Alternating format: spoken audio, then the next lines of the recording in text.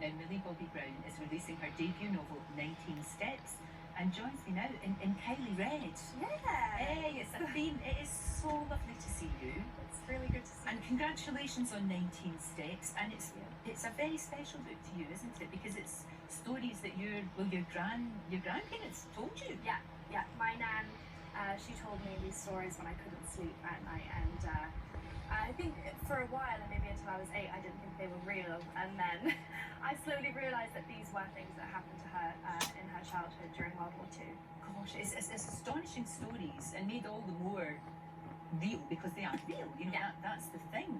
And obviously, Bethnal Green is a place. This is where it's set. Is a place very close to your heart. Yeah.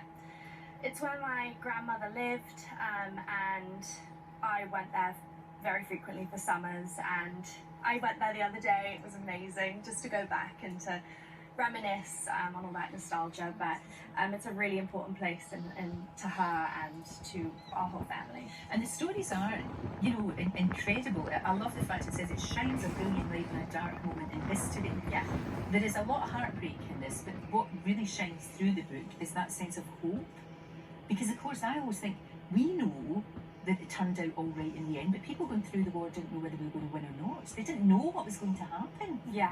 I think there's a lot of love in the book, and something that my nan said was when the war ended and Churchill's voice came through, she thought, because she was 8, that the world was ending, and everybody was on their knees looking up at the sky, crying, and she was like, is the world ending? And they said, no, the war is over. And I think that sense of hope and love really transpires throughout the book. Now, Millie, reading this, it's very cinematic. Yeah. Has to be a film. Surely. Is that what you're it's hoping in my for? nature. It's in my nature for sure.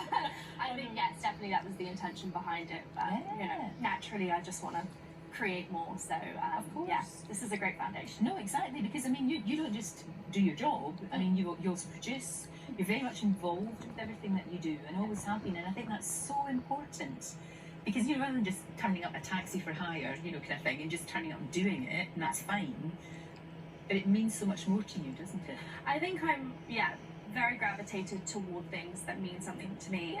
If that's me, you know, just more of a woman-centric role. If that's the book and meaning about my grandmother, I'm very, very committed to moving people with what I do. You're very young, you started it. I remember interviewing you, you know, obviously for Stranger Things and all of that. And what a huge... Who is that wee tiny thing there? Who's that now? Oh my goodness. You're adorable. I was like probably 12, I think you were. You Yeah. know? And obviously because of the writer's strike, we can't really talk about the shows, of course we can't. But the thing is, you have dealt with fame, and huge fame, because it's worldwide, so well. Thank you. Is that your parents? Is that your upbringing, or is it just you? Gosh, it's not just me. My parents are the best thing ever. I mean, I'm best friends with them. I think when I turned 18, I kind of looked at them and was like, you're gonna still come with me, right? You know, I always needed a chaperone, and I was like, I still need you. So they travel everywhere with me, and they are a huge part of my life and the reason that I am where I am today. Oh, it's brilliant, because, you know, sometimes it doesn't happen like that, so it's really good. But you're a wise girl, you're wise, and that helps as well, that really does. Have you done the audiobook for this as well? I have. How was that? It was really emotional, and just to be able to kind of read back some of my grandmother's stories and tell them the way she used to tell me, it was emotional and really therapeutic, especially after losing her. So I found a lot of, healing from it. I can understand that, absolutely. You've got such a rich life, because you've been studying online, I know, and you know, very busy, but that's something that you will go back to get your degree. Is that something you want to do? Yes, it's something I'm interested in, because I shockingly, can't believe I can say it, but I'm a UNICEF ambassador, and so I take that role really seriously. And so I wanted to go back to school just to be able to learn more about economic and cultural issues, just so I could have that information and a broader perspective, so that I could really bring something to the role. See, this is great, because again, you're not just putting your face to something, right. You're actually thinking about it and going, right, okay, that's a huge honour. Yeah. Now you, because of the person you are, I need to justify that. I need to make sure that I know enough about that. Exactly. I think that's something that also my parents, put in me, because I think they were like, if you are passionate about this, you need to know about it, and that's with everything I do. So I'm even with when I wanted to get a dog, they were like, you need to, you need to do everything you can in order to take care of this dog. And so, of course, yeah, you don't just have a dog though. If you've not got a house full of animals, it's not about 10 pets. Oh, Lou. That's my baby. Oh, so cute. Her name is Winnie the Poodle. Obviously. No, I was watching the dog fashion earlier.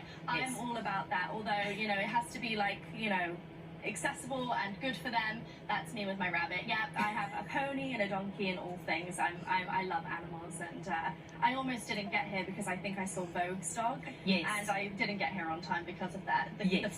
She looked at me and was like, touch me. And I know. We've all been fighting over that dog. Yeah. I'll be very surprised if Vogue gets away Yeah. with that wee doggy, because, oh, for goodness sake. And look, congratulations. I know you're getting married, which is wonderful. Thanks. So congratulations to that.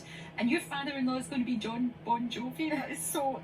You have to get to sing at your wedding. Oh, come on. If you've got your father-in-law like that, it has to happen. How are the preparations? All going well? All fine? Yeah, Sorted? very, very exciting. Oh, it's really crazy. exciting. You've found somebody to spend the rest of your life with. That's Yeah. amazing. And because he'll know about what the crazy world is like. Yes, And absolutely. that helps as well. There's a doesn't lot it? of insight there. There's a lot of insight. Exactly. And the great thing about you is you just do it, you get on with your life, Yeah. you prove that you can be incredibly successful, but still have a private life as well. I think, that's Yeah. really important, course and it is. something my parents value and my family value and my fiance values. So, That's great. yeah, Millie, a joy, thank you. an absolute joy, and congratulations on 19 steps. Thank you. Can't wait to see what you do next, and also can't wait to see the movie or the giant, because there's so many stories. Yeah, It could be like a 28-part Netflix gosh, huge thing. who knows? I've been there, done that. That's just Very well too. Very well too. Thank you. Thank you so much. And Millie's book 19 Steps is out right now. Love blooms in the darkest days. It certainly does. Thank you. Right, after the break, following last night's emotional first episode of